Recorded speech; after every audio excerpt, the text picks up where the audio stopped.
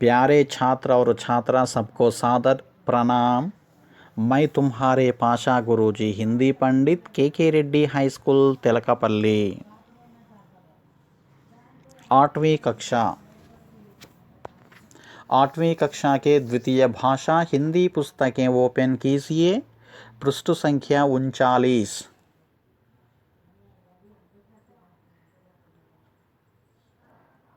Okay, page number 39।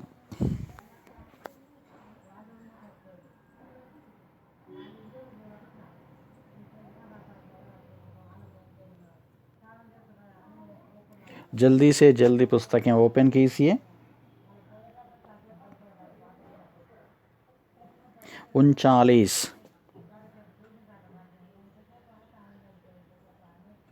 Page number 39।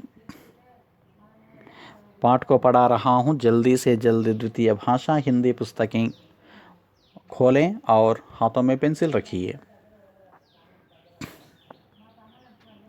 इकाई 3 में पाठ 8। पाठ का नाम यह है कि चावल के दाने। पाठ का नाम क्या है? चावल के दाने।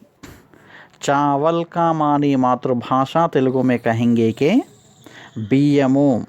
चावल मीन्स बियमु। के मीन्स యొక్క। दाने, दाने मीन्स धान्यमु। ओके, अनाज के कण धान्यमु, फूड ग्रेन्स।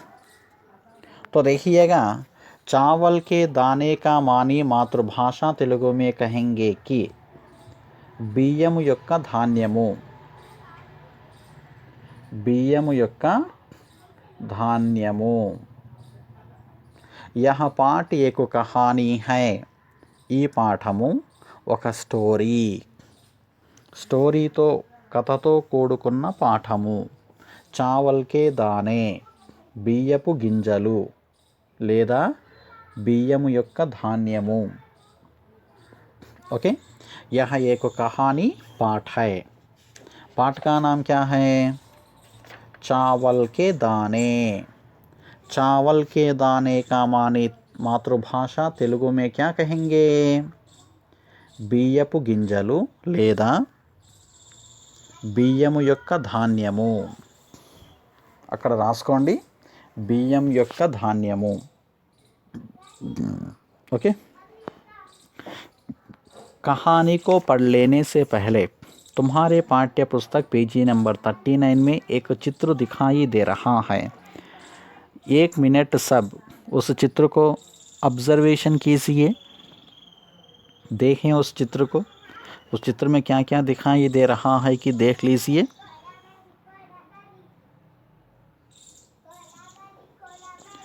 अच्छा, ठीक है। देखो बोलो। उस चित्र के नीचे 3 प्रश्न हैं। उस 3 प्रश्नों को मैं पूछ रहा हूँ, तो तुम्हें आंसर को बताओ। प्रथम प्रश्न, चित्र में क्या क्या दिखाई दे रहा है? బొమ్మలో మీకు ఏమేమి కనిపిస్తున్నాయో చెప్పండి।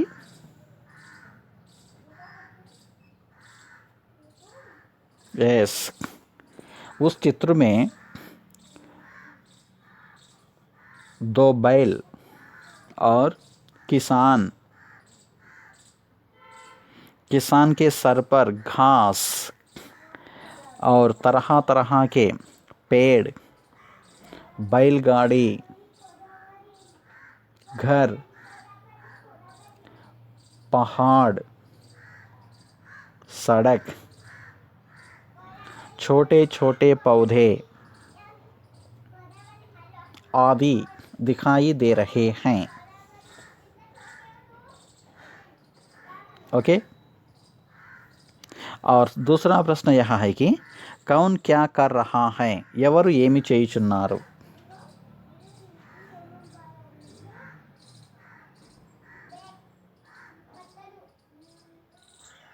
तो देखिएगा, बैल, चित्र में बैलगाड़ी पर खड़ा आदमी किसान हो सकता है।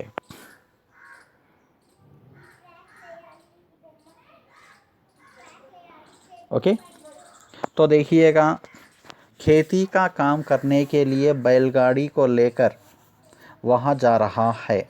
ऐसे किसान के सिर पर बोझा देखकर तुम्हें क्या लगता है? కిసాన్ కే సిర్ పర్, రైతు యొక్క తలపైన బోఝా దేఖ్కర్ తుమ్హే క్యా లగ్తా హై, గ్రడ్డిని చూసి మీకేమనిపిస్తుంది? అతడు మోస్తున్నాడు, ఆల్రెడీ బండి మీద ఉన్నాడు, ఎద్దుల బండి పైన ఆ గడ్డి మోపును పెట్టొచ్చు, కానీ అతను మోస్తున్నాడు, మీకు ఎలా అనిపిస్తుంది? उस आदमी के सिर पर बोझा देखकर मुझे यह लगता है कि वह बड़ी मेहनत करने वाला है. నాకేమనిపిస్తుందంటే అతడొక కష్టపడి పనిచేసేవాడు, ఆ రైతు.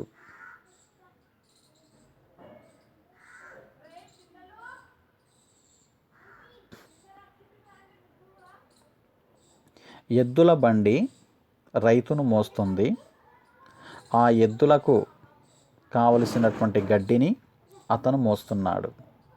చూడండి, అది ఒక వ్యవసాయంతో కూడుకున్నటువంటి, వ్యవసాయానికి సంబంధించినటువంటి మనకి చిత్రము కనిపించుచున్నది. ఓకే, अच्छा ठीक है. अब मैं एक बार उस पाठ को पढ़ रहा हूँ. पेजी नंबर 40 में आइए, पेजी नंबर 40. एक बार मैं इस पाठ को पढ़ रहा हूँ. सभी छात्र पुस्तकें देखिए, हर अक्षर, हर शब्द, हर वाक्य पर ध्यान आकर्षित और समझ लेने के लिए प्रयत्न कीजिए. और पेंसिल रन.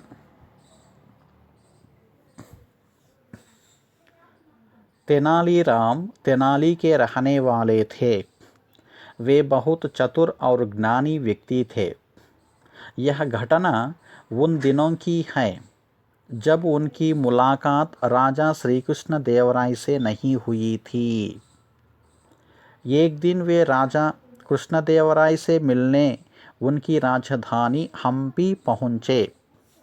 उन्होंने सुना था कि राजा ज्ञानी लोगों का बड़ा आदर सत्कार करते हैं. तेनालीराम हम्पी पहुँचे. उन्हें राज दरबार में पेश किया गया. राजा ने उन्हें एक कविता सुनाने को कहा. तेनाली ने एक सुंदर कविता सुनाई. राजा को उनकी कविता पसंद आई. इनाम मांगने को कहा. उन्होंने कहा, महाराज क्षमा करें, मेरा आपसे केवल एक निवेदन है. राजा, कहो क्या निवेदन है? तेनालीराम राजा के सामने रखे शतरंज की बिसात की ओर इशारा करते हुए कहा, महाराज, यदि आप चावल का एक दाना उस शतरंज के पहले खाने में रख दें और हर अगले खाने में पिछले खाने का दुगना रखते जाएं, तो मैं उसे ही अपना इनाम समझूंगा. क्या तुम्हें यकीन है कि तुम्हें यही चाहिए? सिर्फ चावल के दाने चाहिए, सोना नहीं? महाराज ने आश्चर्य से पूछा. हाँ महाराज, तेनालीराम ने विनम्रता से कहा. तो ऐसा ही होगा. महाराज ने सेवक को आदेश दिया. सेवकों ने शतरंज की बिसात पर चावल के दाने रखने शुरू कर दिए. पहले खाने में 1 दाना, दूसरे में 2 दाने, तीसरे में 4 दाने, चौथे में 8 दाने, पांचवें में 16 दाने. इस तरह गिनती बढ़ती गई. 10वें खाने तक पहुंचने पर 512 दाने रखे गए और 20वें खाने तक पहुंचने पर 5,24,288 दाने रखे गए. इस प्रकार शतरंज की आधी बिसात यानी 32 खाने तक पहुंचने तक दानों की संख्या 214 करोड़ से भी ज़्यादा तक पहुंच चुकी थी. यह दृश्य देखकर राज दरबार में सभी हैरान थे. अंत में यह स्थिति हो गई कि महाराज के पास अपना पूरा राज भंडार का अनाज ही तेनालीराम के हवाले करने के सिवाय कोई दूसरा मार्ग ना रहा। तभी तेनाली ने उन्हें रोका और कहा, महाराज, मैं आपसे कुछ नहीं चाहता। मैं तो सिर्फ आपको दिखाना चाहता था कि छोटी छोटी चीज़ें भी कितनी महत्वपूर्ण होती हैं। एक महान विजय हासिल करने के लिए पहले कदम उठाना आवश्यक है। मेरी हार्दिक कामना है कि आप इसी प्रकार आगे बढ़ते हुए और अधिक विजय प्राप्त करें। यह सुनकर राजा श्री कृष्ण देवराय तेनालीराम से बहुत खुश हुए, जिसने उन्हें चावल के एक दाने से जीवन का महत्व समझा दिया था। उन्होंने तुरंत तेनाली को सम्मान के साथ अष्टदिग्गजों में शामिल कर लिया। समझ में आया है? అర్థమైందా అండి? తెనాలి రామకృష్ణునికి సంబంధించిన అద్భుతమైన కహాని ఇది, స్టోరీ. చూద్దామా? ఎస్. తెనాలీరామ్ తెనాలీకే రహనే వాలే థే. తెనాలీరామ్ తెనాలిలో నివాసం ఉండేవాడు. తెనాలీరామ్ తెనాలి రామకృష్ణుడు. తెనాలీరామ్ అంటే తెనాలి రామకృష్ణుడు. ఎక్కడ నివాసం ఉంటున్నాడు? తెనాలి, అది ఒక ఊరు పేరు. తెనాలిలో నివసించేవాడు. వే బహుత్ చతుర్ ఔర్ జ్ఞానీ వ్యక్తి థే.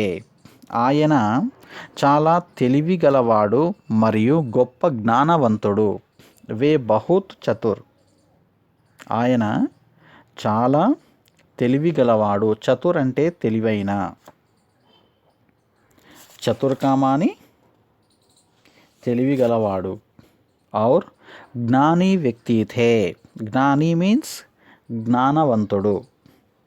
ఆయన చాలా తెలివి కలిగినవాడు మరియు గొప్ప జ్ఞానవంతుడు. యహ ఘటన ఉన్ దినోంకి హై. ఈ సంఘటన ఆ రోజులకి సంబంధించింది, అంటే పూర్వకాలానికి సంబంధించినటువంటి సంఘటన. ఓకే. యహ ఘటన ఉన్ దినోంకి హై జబ్ ఉన్కి ములాకాత్ రాజా శ్రీకృష్ణ దేవరాయ సే నహీ హుయి థీ. ఈ సంఘటన తను శ్రీకృష్ణ దేవరాయలతో పరిచయం కాని రోజులలోనిది. అర్థమవుతుందా అండి? ఈ సంఘటన శ్రీకృష్ణ దేవరాయులతో పరిచయం కాని రోజులలోనిది. यह घटना उन दिनों की है जब उनकी मुलाकात राजा श्री कृष्ण देवराय से नहीं हुई थी. ఈ సంఘటన తెనాలి రామకృష్ణుడు రాజు అయినటువంటి శ్రీకృష్ణ దేవరాయల వారితో పరిచయము కాని రోజులలోనిది. అప్పటికి తెనాలి రామకృష్ణునికి శ్రీకృష్ణ దేవరాయల వారికి పరిచయము లేనప్పటి కంటే ముందు. ఓకే. ములాకాత్ అంటే పరిచయం. एक दिन वे राजा श्री कृष्ण देवराय से मिलने उनकी राजधानी हंपी पहुँचे. ఒక రోజున తెనాలి రామకృష్ణ రాజుగారైన శ్రీకృష్ణ దేవరాయలను కలుసుకొనుటకు రాజుగారి రాజధాని అయిన హంపీకి వెళ్ళిరి. దేఖియే. ఏక్ దిన్ ఒక రోజు, వే వారు, ఎవరిక్కడ? తెనాలి రామకృష్ణ రాజా కృష్ణదేవరాయ సే మిల్నే ఉన్కి రాజధాని హంపి పహుంచే. తెనాలి రామకృష్ణుడు రాజు అయినటువంటి శ్రీకృష్ణదేవరాయల వారిని కలవడము కొరకు శ్రీకృష్ణదేవరాయల వారి యొక్క రాజధాని హంపీకి చేరుకున్నాడు. उन्होंने सुना था कि राजा ज्ञानी लोगों को बड़ा आदर सत्कार करते हैं.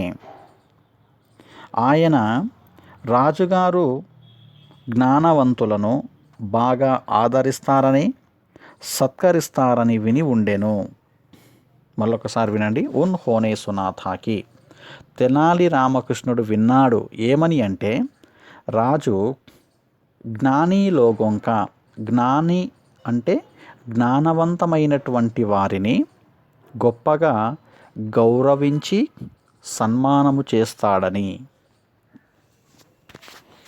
ఎవరు విన్నారు? తెనాలి రామకృష్ణుడు. ఓకే, తెనాలి రామకృష్ణుడు విన్నాడు ఏమని అంటే, రాజుగారు జ్ఞానవంతులను బాగా ఆదరించి సత్కరిస్తారు అని. Okay, right. తెనాలిరామ్ హంపి పహుంచే. తెనాలిరామ్ హంపి చేరుకున్నాడు. హంపి రాజధాని పేరది. ఎవరి రాజధాని? శ్రీకృష్ణదేవరాయల వారి యొక్క రాజధాని హంపి. ఇప్పుడు తెనాలి రామకృష్ణుడు హంపి చేరుకున్నాడు. ఉన్హే రాజ దర్బార్ మే పేష్ కియా గయా. అతనిని రాజసభలోకి ప్రవేశపెట్టిరి. ఉన్హే అంటే తెనాలి రామకృష్ణుడు వారిని. రాజదర్బార్ మీన్స్ రాజసభ అంటే దర్బారు. మే అంటే లోనికి. పేష్ కియా గయా అంటే ప్రవేశపెట్టడము జరిగినది. అతనిని రాజసభలోనికి ప్రవేశపెట్టిరి. రాజానే ఉన్హే ఏకు కవిత సునానేకో కహా. రాజుగారు తనని ఒక కవిత చెప్పమని కోరిరి. రాజానే రాజు, ఉన్హే వారిని, ఏకు కవిత ఒక కవిత్వము, ఒక కవిత, సునానేకో కహా వినిపించమని కోరిరి. అంటే రాజుగారు తెనాలి రామకృష్ణుణ్ణి ఒక కవిత చెప్పమని కోరెను. తెనాలినే ఏకు సుందర్ కవిత సునాయి. తెనాలి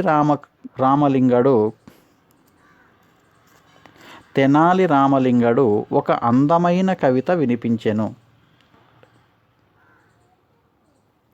ఓకే, అర్థమవుతుందా అండి? ఎస్, తెనాలినే ఏకు సుందర్ కవిత సునాయి. తెనాలి రామలింగడు ఒక అందమైన కవిత వినిపించెను. రాజాకో ఉన్కి కవిత పసంద్ ఆయి. రాజుగారికి ఆ కవిత చాలా నచ్చినది. పసంద్ అంటే ఇష్టం. నచ్చిన తర్వాత ఇనాం మాంగ్నేకో కహా, బహుమతి కోరుకోమ్మనెను. ఇనాం అంటే బహుమానము. తెనాలి చెప్పినటువంటి కవిత రాజుగారికి బాగా నచ్చినది కాబట్టి ఏమి కావాలో కోరుకో అన్నాడు. ఉన్హోనే కహా, అప్పుడు తెనాలి రామలింగడు అంటున్నాడు, మహారాజ్ క్షమా కరే. మహారాజా నన్ను క్షమించండి. మేరా ఆప్సే కేవల్ ఏక్ నివేదన్ హై. మీకు నేను కేవలం ఒక విన్నపం చేయదలిచితిని అని చెప్పాను. చూడండి, మహారాజ్ క్షమా కరే, మేరా ఆప్సే కేవల్ ఏక్ నివేదన్ హై. మహారాజా క్షమించండి, మీకు నేను కేవలము ఒక విన్నపం చేయదలిచితిని అని అన్నాడు. క్షమాకరే అంటే క్షమించండి. మేరా నా యొక్క, ఆప్సే తమరితో, కేవలము ఒక నివేదన్ హై విన్నపము. చూద్దాం. అప్పుడు రాజా అంటున్నాడు, రాజా కహో క్యా నివేదన్ హై. ఓకే, రాజుగారు ఏమిటో అది చెప్పమని అన్నారు. కహో అంటే చెప్పండి. క్యా నివేదన్ హై, ఏమిటి ఆ విన్నపం అని ప్రశ్నించాడు. అర్థమవుతుందా అండి? రాజుగారు ఏమిటి ఆ విన్నపము అని అడిగాను. అప్పుడు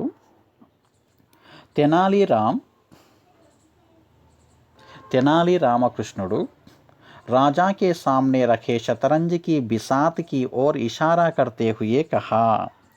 తెనాలిరామ్ రాజుగారి ముందు ఉన్న చదరంగం ఆట ఫలకం వైపు సైగ చేసి అంటున్నాడు. బాగా అర్థం చేసుకోండి, ఇక్కడ హైలైట్ ఉంటుంది. తెనాలిరామ్ రాజాకే సామ్నే రఖే, రాజుగారి ముందు ఉన్నటువంటి చదరంగం. శతరంజ్ అంటే చదరంగము. ఓకే, చదరంగము యొక్క బిసాత్ అంటే చెస్ బోర్డ్. రాజుగారి ముందు ఉన్న చదరంగము యొక్క బోర్డు అంటే తెలుగులో అంటాం ఆట ఫలకము. చదరంగం ఆట ఫలకం వైపు, ఓర్ అంటే వైపు, ఇషారా కర్తే హుయే కహా సైగ చేస్తూ అంటున్నాడు. ఏమని అంటే ఇక్కడ గమనించండి, మహారాజు సింహాసనం మీద కూర్చున్నాడు. అతని ముందు ఒక పెద్ద చెస్ బోర్డ్ ఉంది. ఓకే, రాజుగారి ముందు ఒక పెద్ద చదరంగం ఆట ఫలకం ఉన్నది, చెస్ బోర్డ్ ఉంది. దానివైపు సైగ చేస్తూ అంటున్నాడు. ఏమని అంటే, మహారాజ్ यदि आप चावल का एक दाना उस शतरंज के पहले खाने में रख दें और हर अगले खाने में पिछले खाने का दुगुना रखते जाएं, तो मैं उसे ही अपना इनाम समझूंगा. అప్పుడు ఏమన్నాడు తెనాలి అంటే, మహారాజా ఒక బియ్యపు గింజను ఆ చదరంగములోని మొదటి గడిలో ఉంచి తదుపరి గడిలో ముందు గడిలో ఉన్నదానికి రెట్టింపు గింజలు ఉంచుతూ వెళ్ళండి. నేను వాటినే నా బహుమతిగా భావిస్తాను అని చెప్పాను. फिर एक बात सुन लीजिए. महाराज यदि आप चावल का एक दाना, తమరు బియ్యపు ఒక గింజని చదరంగంలో ఉన్నటువంటి ఫస్ట్ బాక్సులో ఒక గింజని పెట్టండి. ఆ తర్వాత ఆ ఒక గింజని రెట్టింపు చేసి రెండో బాక్సులో పెట్టండి. అక్కడ పెట్టినటువంటి గింజల్ని రెట్టింపు చేస్తూ ఇంకొక బాక్సులో పెట్టండి. అలా రెట్టింపు చేసుకుంటూ చదరంగములో ఉన్నటువంటి బాక్సుల్లో పెడుతూ పోండి.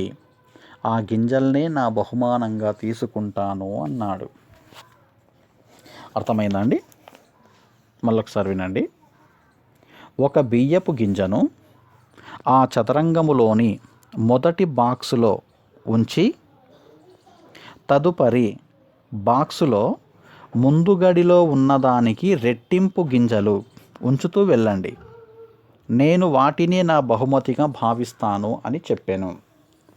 ఓకే, చదరంగంలో మొత్తం ఎన్ని గడియలు ఉంటాయండి? 32 ఉంటాయి. అవునా? అయితే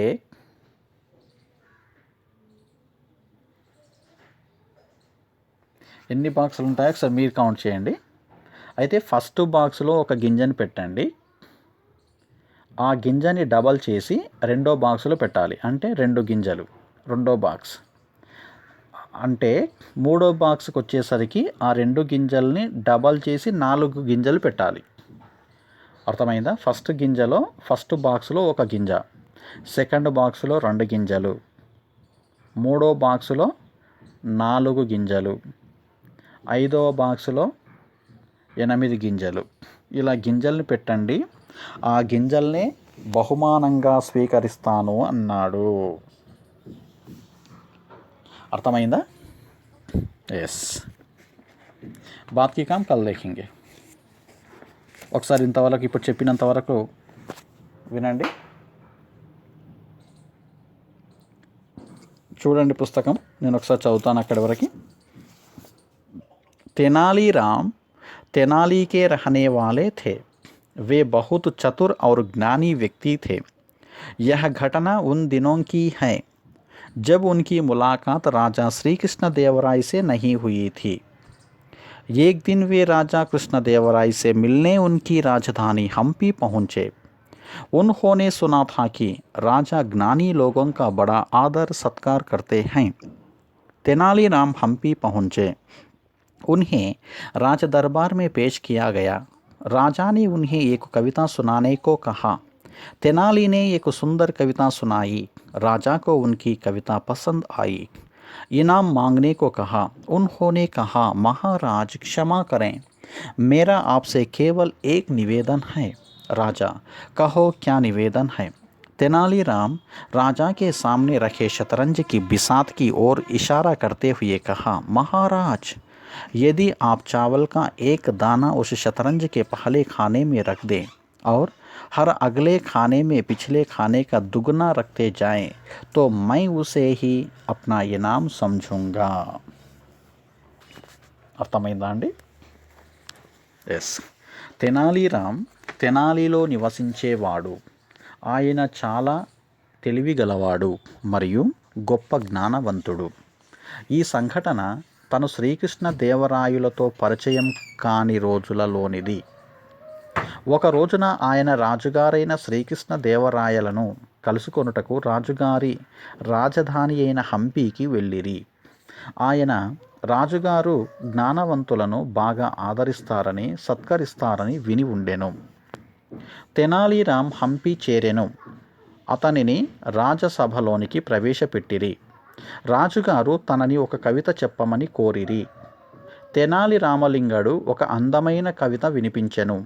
రాజుగారికి ఆ కవిత చాలా నచ్చినది. బహుమతి కోరుకొమ్మనెను. అప్పుడు ఆయన, మహారాజా, నన్ను క్షమించండి, మీకు నేను కేవలము ఒక విన్నపం నేను మీకు ఒక విన్నపము చేయదలిచితిని అని చెప్పాను. రాజుగారు ఏమిటో అని చెప్పమన్నారు. తెనాలీరామ్ రాజుగారి ముందు ఉన్న చదరంగం ఆటఫలకం వైపు సైగ చేసి, మహారాజా, ఒక బియ్యపు గింజను ఆ చదరంగములోని మొదటి గడిలో ఉంచి తదుపరి గడిలో ముందు గడిలో ఉన్నదానికి రెట్టింపు గింజలు ఉంచుతూ వెళ్ళండి. నేను వాటినే నా బహుమతిగా భావిస్తాను అని చెప్పాను. ओके, बात की काम नेक्स्ट क्लास में देखेंगे. प्यारे छात्र और छात्रा, इस पाठ को पढ़िए और तुम्हें भी बहुत समझ में आएगा. ओके, इस लेसन को पूरा ध्यान से पढ़िए और नेक्स्ट क्या होगा कि नेक्स्ट क्लास में बताऊंगा. ओके, यहाँ तक तो तुम्हें पाठ समझ में आ पाई है. यस, बात के काम कल की क्लास में देखेंगे. अच्छा, ठीक है, धन्यवाद.